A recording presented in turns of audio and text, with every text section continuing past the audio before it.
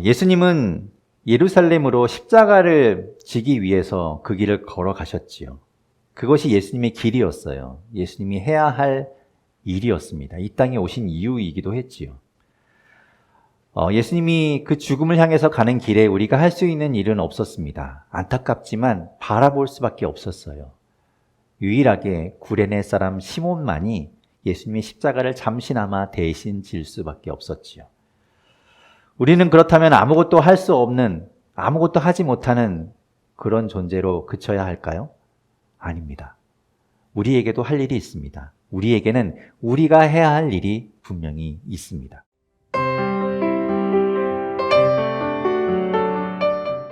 오늘 말씀은 지난주 말씀에 계속 이어져요. 지난주가 우리가 9장 말씀을 보았는데 그 뒤로 이어지는 말씀 가운데 오늘 이야기가 진행이 됩니다. 예수님이 예루살렘으로 가고 계시는데 그 예루살렘으로 가시는 길은 그냥 여행의 길이 아니라 죽음의 길을 가는 거죠. 십자가에 달려 돌아가시기 위해 가는 겁니다. 그래서 지난주에 보았듯이 하늘에 올라가실 날이 다가오고 있다라는 말이 맞는 말이었어요. 주님이 이제 죽음을 맞이하게 되니까요. 예수님은 그것을 다 알고 있었죠. 예수님이 이제 죽게 될 것이라는 것을 알고 있었습니다. 그렇다면 예수님이 그 죽음에 대해서 준비를 하셔도 되지 않을까요? 자신이 죽은 이후에 뭔가 남겨질 사람들을 위해서 준비하면 좋지 않을까요? 묻힐 무덤을 미리 준비해 놓는다든지 하다못해 수의를 준비해 놓는다든지 이런 것들 준비해 놓으면 막상 그 죽음을 맞이할 당사자들이 당황하지 않고 그것들을 잘 치러낼 수 있지 않을까요? 그러니까 좀 준비하면 좋을 텐데 예수님은 전혀 자신을 위해서 아무것도 준비하지 않습니다. 대신에 남겨질 제자들과 많은 사람들을 위한 것들을 예수님은 준비하셨고 마지막까지 그것을 신경 쓰고 거기에 집중하셨습니다. 오늘 말씀도 그 일에 해당이 돼요. 예수님이 죽으러 가시는데도 불구하고 사람들을 보냅니다. 왜냐하면 그 일이 중요하기 때문이죠. 예수님은 그 일에 지금 온통 마음을 쏟고 계신 거예요. 그러니까 그 일이 무엇인지를 아는 것은 중요합니다. 그때 당시에 보내진 사람들뿐만 아니라 지금 우리도 예수님께서 우리에게 맡겨주신 일이라고 생각하며 지금 이 말씀 가운데 우리가 보아야 하는 것이 있기 때문이죠. 지금도 앞으로도 주님이 다시 오실 그날까지 이 일은 우리에게 맡겨진 일이기 때문에 그렇습니다. 주님이 다시 오시면 땅끝까지 하나님의 나라가 세워지겠지요. 하나님의 통치가 온전하게 이루어지겠지요. 그때까지 주님은 우리를 계속해서 세상 가운데 보내고 계신 거예요. 예수님은 모으기만 하시는 분이 아닙니다. 예수님께로 사람들을 모으기만 하고 보내지 않는 분이 아니라 언제나 예수님께서 말씀하셨죠. 가라, 가라 말씀하셨습니다. 세상 가운데 가라고 말씀하셨어요. 우리가 이 땅을 살아가는 것은 주님께서 우리를 이 땅으로 보내셨기 때문입니다. 세상으로 보내셨기 때문에 우리가 세상 가운데 살아간다는 것을 잊지 마시기 바랍니다. 그렇기 때문에 오늘 본문에서 주님이 사람들을 보내면서 하신 당부는 곧 지금 이 땅에서 이 시대를 살아가고 있는 우리에게 주시는 주님의 당부이기도 한 것입니다. 9장 앞부분에서 예수님은 12명의 제자들을 여러 마을과 고을에 보내셨어요. 그들에게 능력을 주시면서 그들에게 가서 사람들을 고쳐주고 아픈 사람들을 고쳐주고 또 하나님의 나라가 가까이 왔다는 것을 전하게 하셨습니다. 그리고 이번에는 그보다 더 많은 사람의 숫자를 보내셨습니다. 개역개정 성경에는 1절에 70인을 보냈다고 기록하고 있어요. 70명의 사람을. 그런데 우리가 읽은 이 세번역 성경에는 뭐라고 되어 있냐면 70명인지 72명인지 애매하게 둘에다가 이렇게 대가로가 쳐 있는 것을 볼 수 있습니다. 이게 뭘까? 도대체 왜 이렇게 했을까? 좀 부연 설명을 드리면 사본마다 다르기 때문에 그래요. 어떤 사본에는 70명이라고 돼 있고 어떤 사본에는 72명이라고 돼 있기 때문에 그렇습니다. 왜 그런가 하면 유대인들은 70과 72라는 숫자를 동일한 의미로 사용했기 때문에 그래요. 물론 물건을 셀 때 한 개, 두 개, 세 개, 네 개 이렇게 셀 때는 70과 72는 다르죠. 엄연히. 그걸 같이 사용하면 혼동이 되지 않겠습니까? 그런데 어떤 의미를 나타낼 때는 같이 사용됐어요. 그것이 어떤 의미인가 하면 온이라는 뜻입니다. 창세기 10장에 보면 노아의 아들들인 셈과 함과 야벳의 이야기가 나오는데 그 셈, 함, 야벳으로부터 자손들이 나오고 이 땅에 새로운 종족들이 생겨나게 됩니다. 그 숫자가 70입니다. 그래서 70이라고 하면 온 종족, 온 땅에 있는 사람들을 말해요. 그러니까 오늘 본문에서 주님이 70명의 사람을 세웠다는 것은 어떤 뜻인가 하면 온 세상의 온 종족과 온 민족을 위해서 사람들을 세우고 그들을 보냈다, 이런 뜻입니다. 그런 의미로 72사람이라고도 이제 썼다는 거예요. 어떤 얘기냐면 이런 거죠. 우리나라 인구가 우리는 보통 이야기할 때 5천만이라고 이야기하잖아요. 근데 사실은 5천만이 넘죠. 그런데 우리는 그냥 5천만 그러면 우리 국민을 다 이야기하는 걸로 우리가 이해하지 않습니까? 그런 의미처럼 사용했다는 거예요. 70이나 72라는 숫자는 그냥 그렇게 온 민족을 나타내는 온이란 뜻으로 사용되었다는 겁니다. 그래서 이제 이렇게 사본마다 좀 다르게 남아있는 것을 표시를 한 겁니다. 그러니까 1절을 다시 말하면 예수님이 모든 고을과 모든 곳으로 이 땅의 온 세상 사람들에게 보내기 위해서 예수님이 파송할 사람들을 세웠다, 이런 말입니다. 그리고 그들을 둘씩 보냈다고 이야기하죠. 왜 두 사람씩 보냈을까요? 한 사람씩 보내면 온 세상에 한 사람씩 빨리 보내면 빨리 전해질 것 같은데 단순 계산만 하더라도 두 사람씩 보내면 2배의 시간이 걸리지 않겠습니까? 그런데 왜 둘씩 보냈을까? 여러분 생각하는 그런 이유예요. 두 사람이 가면 서로 협력할 수 있거든요. 서로 이렇게 도와줄 수 있거든요. 혼자 가면 쉽지 않지만 또 포기하게 되지만 둘이 가면 서로 격려하고 끌어주고 그렇게 좋은 영향을 미치게 되겠지요. 그리고 또 어떤 일을 확정하는 데에는 두 사람 이상의 증언이 필요하기도 합니다. 두 사람 이상일 때 그것이 진짜 효력을 발휘하기도 하지요. 신명기 19장 15절 말씀에 이렇게 기록하고 있습니다. 우리가 재판에서 최소 두 사람의 말을 들어야 한다고 성경은 말씀합니다. 제가 읽어보겠습니다. 어떤 잘못이나 어떤 범죄라도 한 사람의 증언만으로는 판정할 수 없습니다. 두세 사람의 증언이 있어야만 그 일을 확정할 수 있습니다. 한 사람의 말은 변질되기 쉽죠? 착각하기 쉽습니다. 그리고 그것을 믿기 어려울 때가 있지요. 그래서 최소 두 사람, 세 사람의 말을 들어야 한다고 이야기합니다. 또 마태복음 18장 19절과 20절에서 주님은 이렇게 이야기하셨어요. 내가 진정으로 거듭 너희에게 말한다. 땅에서 너희 가운데 두 사람이 합심하여 무슨 일이든지 구하면 하늘에 계신 내 아버지께서 그들에게 이루어 주실 것이다. 두세 사람이 내 이름으로 모여있는 자리, 거기에 내가 그들 가운데 있다. 그렇게 주님께서 말씀하셨어요. 혼자보다는 둘이 낫고요. 둘보다는 셋이 낫습니다. 혼자 하는 것이 때로는 빠르고 속편할 때가 있어요. 하지만 주님께서는 함께 모여서 함께 이루어가고 함께 도와가고 그렇게 하는 것을 기뻐하십니다. 그 가운데 하나님께서 역사하신다고 이야기하세요. 그래서 주님께서는 이제 둘씩 온 세상으로 보내시는 겁니다. 예수님이 우리를 보내신 세상은 어떤 곳일까? 곳이 어떤 곳인지를 알아야 우리가 그 세상 가운데 어떻게 살아가야 하는지 또한 알게 될 것입니다. 주님께서 우리를 보내신 세상은 어떤 곳일까요? 여러분이 살아가는 그 세상은 어떤 곳입니까? 예수님은 세상을 어떻게 보고 계시는지 오늘 본문에 말씀하고 있어요. 오늘 본문 2절과 3절에 이렇게 말씀합니다. 우리 같이 2절, 3절 말씀 읽어보겠습니다. 시작. 그들에게 말씀하셨다.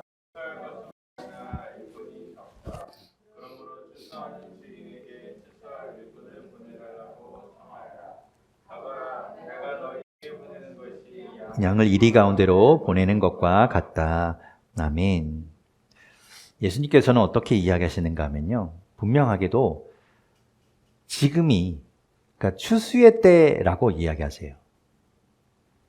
씨를 뿌리고, 그리고 뭐 잡초를 뽑고, 물을 대주고, 이렇게 뭔가 기르고 노력하는 때가 아니라 추수하는 때라고 주님은 말씀하시죠. 거두어 드리는 때, 농사에서 끝에 해당하는 때라는 겁니다. 주님 앞에서는 2000년 전, 그러니까 이 말씀을 하시는 그 당시나 지금이나 크게 다르지 않아요. 다 마지막 때입니다. 다 추수의 때고 이제 끝이 된 겁니다. 주님이 떠나신 그날로부터 언젠가 이 땅에 다시 오실 텐데 그 언제가 될 그날까지 그 시간 사이, 그 간격 사이는 모두 다 마지막인 추수의 때입니다. 우리가 그때를 살아가고 있는 거예요. 우리가 그것을 잊으면 안 됩니다. 우리가 살아가고 있는 지금은 바로 추수의 때, 마지막 때라는 것을 우리는 기억해야 합니다. 그렇다면 무엇을 추수할까요? 예수 그리스도를 믿는 사람들을 모아서 하나님 나라에 드리는 겁니다. 우리는 농사 지을 때 농사 지은 것이 아까워서 그 나달 하나라도 떨어뜨리지 않기 위해서 조심히 하나하나 다 거두어 창고에 드리는 것처럼 한 사람이라도 더 하나님 나라에 드리려고 해야 합니다. 그것이 추수하는 주인인 하나님의 마음이에요. 하나님의 뜻입니다. 그것을 위해서 우리는 세상에 보내졌다는 거예요. 추수의 때, 마지막 때에 한 사람이라도 더 하나님 나라에 들어가게 하기 위해서 우리를 보내신 겁니다.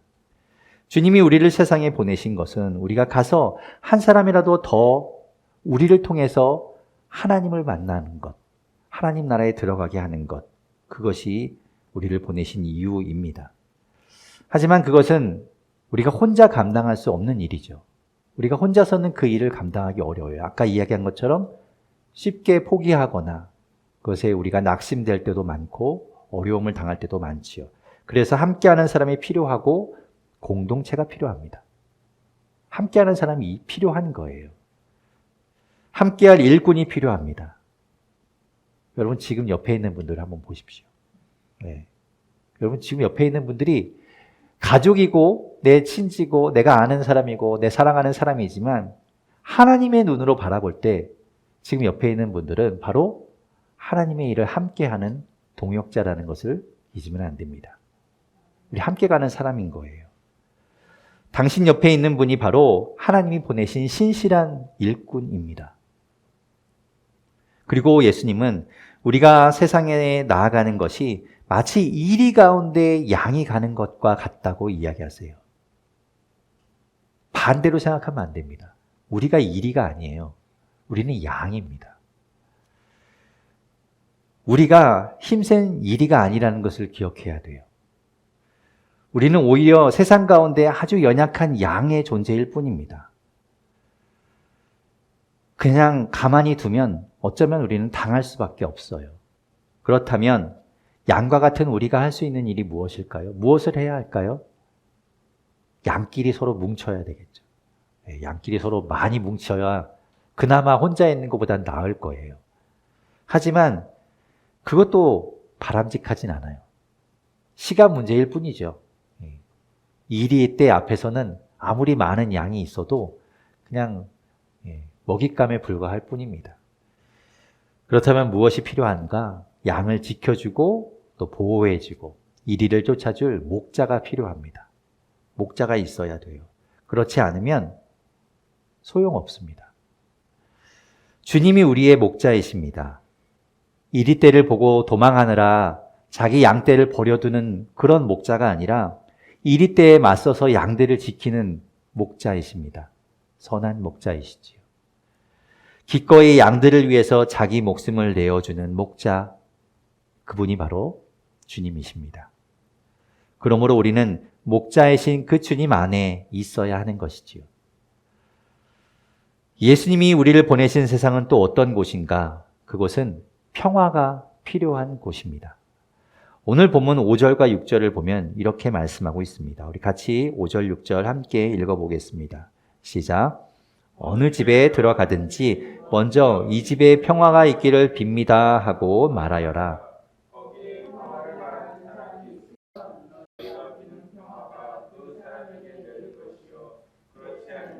그 평화가 너희에게 되돌아올 것이다.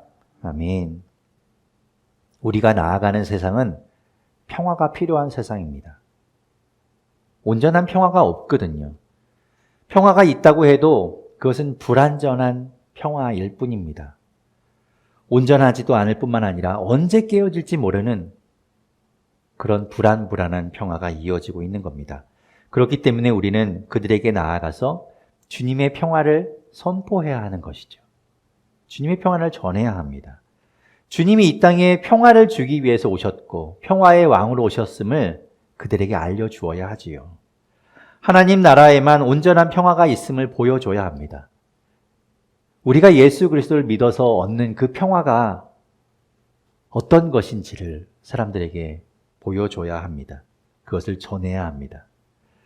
그러나 또한 분명한 것은 우리가 예수님을 전하고 예수님께서 우리에게 주신 그 평화를 선포하고 알려준다고 해도 다 받아들이지는 않는다는 겁니다. 거부하는 사람들이 있지요. 언제나 그렇습니다. 그러니 그것 때문에 낙심할 것이 아닙니다. 우리는 우리가 주님께 받은 그것을 전해주는 것으로 우리의 할 일을 하면 되는 겁니다. 예수님은 그 사람을 사랑하고 마지막까지도 추수하기를 원하시지만 그것이 우리가 그 사람을 책임져야 하는 것, 그 사람을 끝까지 붙들고 들어가야 하는 그런 이야기는 아니죠. 그 뒤는 주님께서 하시는 거예요. 우리는 그들에게 전하기만 하면 됩니다. 오늘 본문 그래서 9절부터 11절은 이렇게 이야기하고 있어요. 어쩌면 우리의 책임을 좀 덜어주시는 이야기이기도 하지요. 우리 9절부터 11절까지 같이 읽어보겠습니다. 시작. 그리고 거기에 있는 병자들을 고쳐주며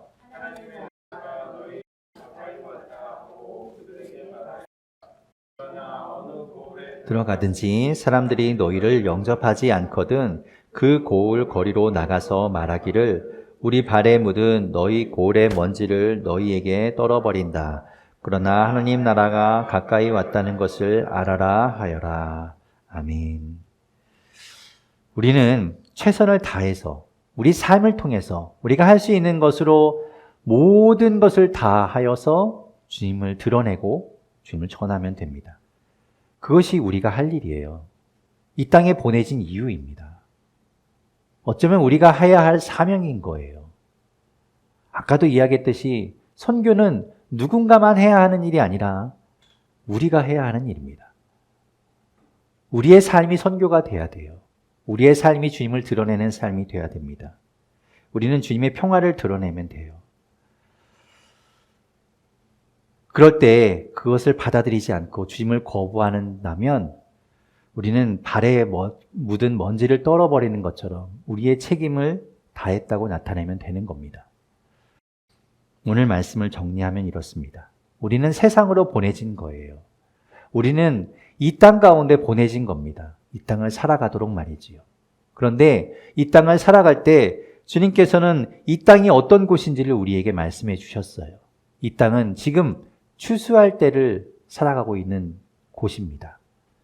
주님이 언제 다시 오실지는 모르지만 우리가 그것을 미루고 계속 여유 부릴 때가 아니라는 거예요. 추수할 때입니다. 선교는 복음의 삶은 지금 살아야 하는 것이지요. 우리가 살아가는 세상은 이의가 가득한 세상입니다. 우리가 혼자서 감당할 수 없는 세상이에요. 결코 만만하지 않습니다. 그런데 우리는 연약해요. 그래서 우리에게는 목자가 필요합니다. 주님이 필요하지요. 그리고 함께하는 동역자가 분명히 있어야 합니다. 그리고 우리가 살아가는 세상은 평화가 필요한 세상인 것을 잊지 마십시오. 그래서 우리는 주님의 평화를 전하는 거예요. 우리가 가서 평화를 만들어주는 것은 어렵더라도 주님의 평화를 전하는 것은 우리가 해야 하는 것이지요. 그때에 세상이 우리가 전하는 것을 다 받아들이지 않을 수도 있습니다. 그럼에도 불구하고 우리는 우리의 일을 다 해야 돼요. 주님께서 십자가의 그 길을 죽음의 길임을 알면서도 걸어가신 것처럼 우리는 이 땅에서 우리를 보내신 그 뜻이 무엇인지를 알고 이 땅에서 우리가 해야 할 일을 다 해야 하는 겁니다. 주님이 우리를 그렇게 세상으로 보내셨거든요. 여러분 잊지 마십시오. 우리는 지금 세상으로 보내진 것이라는 것을 말입니다.